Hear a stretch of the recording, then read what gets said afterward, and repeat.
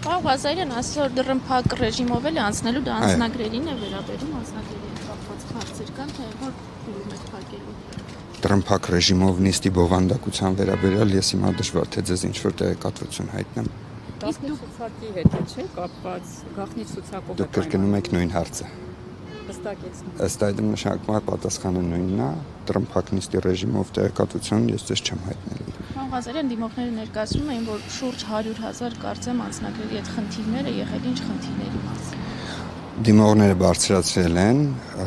ընտրական տեղամասերում սարքերի հետ կապված անձնագրի ընթերցելու հարցը տեխնիկական սարքի միջոցով։ Խոսքը 79,215 դեպքի մասին է, երբ որ ընտրատեղամասի աշխատակիցը տեղեկատվությունը մուտքագրել է ձեռքով, ոչ թե մեքենան ընթերցել է անձնագրի կամ նույնականացման քարտի մեքենա ընթեռնելի հատվածը։ Դա բնական նորմալ երևույթ է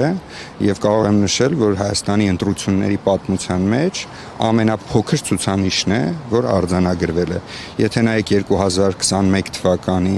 ընտրությունների արդյունքների վերաբերյալ թեկուզ համանդրական դատարանի որոշումը, այնտեղ եւս վկայակոչված է այդ թիվը 109,000-ից ավել է եղել նախորդ անգամ։ Դա կարող է լինել շատ պարզ պատճառով, օրինակ թեկուզ ամենափոքր տեխնիկական անսարքությունը թե սարքի մեջ, թե անձահաստատող փաստաթղթի վրա պարզապես կարող է լինել այդ մեքենա ընթեռնելի հատվածում խազ կարող է լինել, որի արդյունքում չկարդա։ Եվ շատ կարևոր հանգամանքը այն է,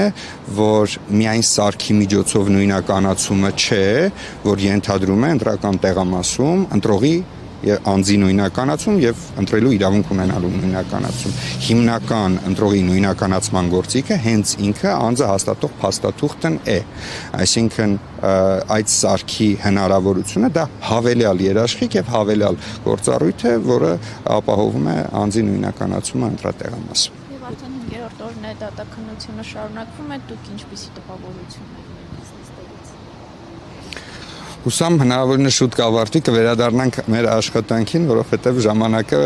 բավականին երկար է տևում, բայց տպավորությունը բնականաբար ինչպեսին պետք է ունենանք, շատ հետաքրքիր։ Երեք միջնորդություն ներկայացրեց Դանիել Լեոնիսյանին հրավիրելու, նիստերին հարցաքննելու, որը որ հայտարարել էր ընդդիմության ընտրողների 7-ից 8%-ը կաշառքով է կատարել իր ընտրությունը։ Դա լուրջ մեղադրանք չեք համարում այդ ընտրողների հասցեին եւ արդյոք ես չգիտեմ ինչ ձևով պետք է նույնականացվի, եթե Դանիել Լեոնիսյանը հայտարարել է գուցե գիտի անվանական այդ մարդկանց էլ չեք հրավիրի նիստերին մասնակցելու։ Ես այդ միջնորդության առնչությամբ կարող եմ նշել, որ մենք չենք առարկել այդ միջնորդությանը, ընդամենը այդքանը։ Չեք առարկել, այսքան հրավիրվել է։ Դա դատարանն է որոշում բավարարել միջնորդությունը, թե չբավարարել միջնորդությունը, ուղղակի միջնորդության առնչությամբ կարող եմ ասել, որ մեր դիրքորոշումը այն եղել, որ մենք չենք առարկել այդ միջնորդության։